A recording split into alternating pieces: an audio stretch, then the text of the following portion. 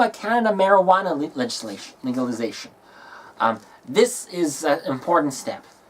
This is a major G8 economy saying that the war against drugs does not work.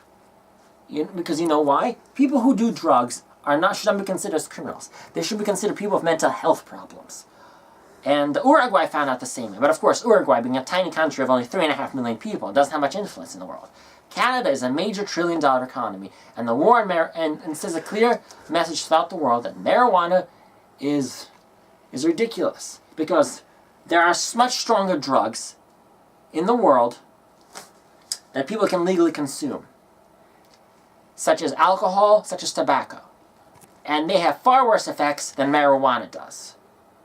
And, quite frankly, this war on drugs has created the prison industrial complex, which has only achieved one goal: more and more money in the criminal justice system. The criminal justice system has become so inflated over the last 40 years that it threatens the budget of these countries. The budget should be spent more on social and economic development rather than the prison industrial complex. For instance, it's much cheaper to educate a person than to imprison them.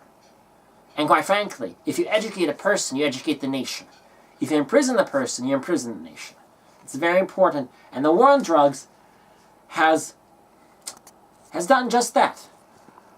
It has imprisoned people with severe psychological mental problems, and has created a self-perpetuating cycle, which just leads to more psychological emotional problems. In fact, we had this before, when alcohol was forbidden in the United States of America, after the passage of the 18th Amendment. Did it stop alcohol? Of course it didn't.